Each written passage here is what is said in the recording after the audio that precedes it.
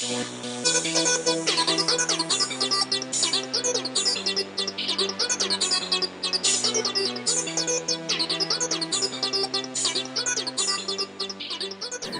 en direct du salon polyarthrite, maladie de Crohn, rectocolite hémorragique, nous venons d'assister à une intervention extrêmement importante pour les malades. Il s'agit d'une intervention sur le stress et donc c'était une intervention faite par vous, docteur Gilles Torgman de la clinique de Bercy. Alors d'abord vous nous avez expliqué que finalement il y avait déjà deux sortes de stress en fait, globalement. Oui, tout à fait. Donc, il est important de se rappeler que les maladies inflammatoires chroniques de l'intestin ne sont certainement pas des maladies psychosomatiques et que finalement, le stress va être un facteur qui va intervenir dans l'évolutivité de cette maladie de façon, je dirais, assez indirecte. Alors, d'une façon générale, tout être vivant est soumis à un stress. Ce stress, pendant très longtemps, c'est un bon stress puisqu'il va vous permettre de réagir de façon adaptée aux interactions que vous avez avec votre milieu finalement, mais au-delà d'une certaine pression, ce stress va entraîner par lui-même des réactions biologico-cliniques qui peuvent amener à la fatigue dans un premier temps, puis à une espèce d'épuisement, voire à des dégâts extrêmement sérieux d'un point de vue clinico-biologique. Dans ces facteurs de stress, il y a les patients qui ont une maladie inflammatoire chronique de l'intestin. Ils sont soumis à tous les facteurs de stress de tout être vivant, bien évidemment. Mais en plus, ils ont ce facteur de stress qui est la maladie inflammatoire chronique, qui est en elle-même un facteur qui se surajoute et qui peut bien évidemment risque de faire basculer le patient d'un état d'équilibre à cet état de fatigue, d'épuisement, etc.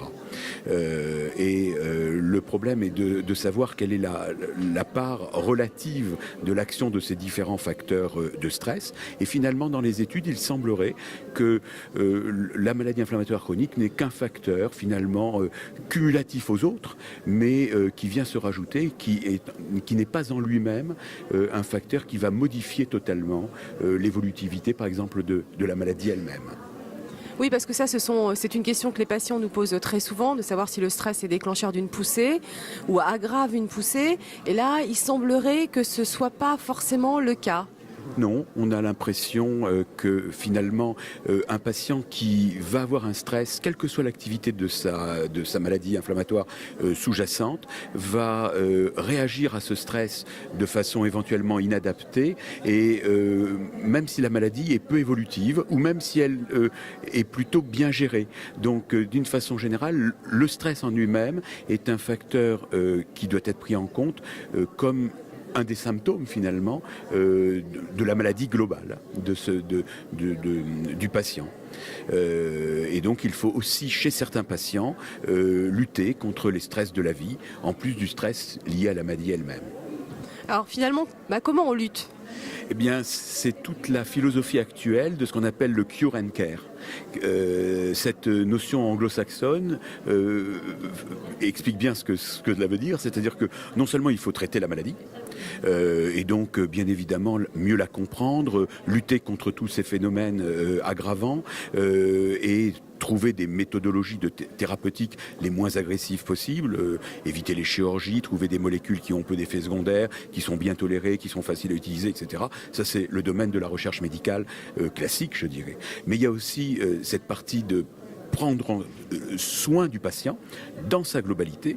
Et ça, alors, il y a une multitude d'actions qui bien évidemment vont de la place de plus en plus prépondérante des infirmières, des équipes paramédicales, qui passent par une prise en charge par la psychologie, par la nutrition, par l'activité sportive, et puis par toutes les techniques qui peuvent aider tel ou tel patient à pouvoir lutter contre sa maladie au mieux.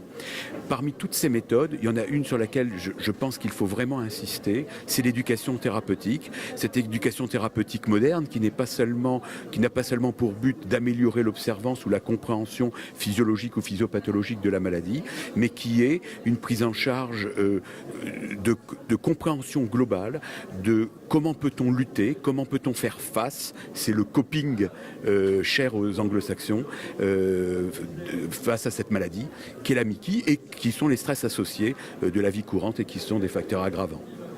Alors, vous parliez aussi de la solidarité. Alors, qu'est-ce que c'est que cette solidarité finalement ? Bien, la solidarité, c'est une journée comme aujourd'hui, c'est la place des associations, c'est le fait d'avoir une écoute d'autres personnes, d'autres patients. Par exemple, dans l'éducation thérapeutique, il y a un patient lui-même qui va venir vous aider à comprendre un petit peu son interaction vis-à-vis de la maladie et de ses stress, ce qu'on appelle le patient expert. Bien, c'est ça, la solidarité, c'est tout à fait fondamental pour ne pas se sentir isolé face à la maladie et au stress de la vie courante. Un grand merci. Merci à vous.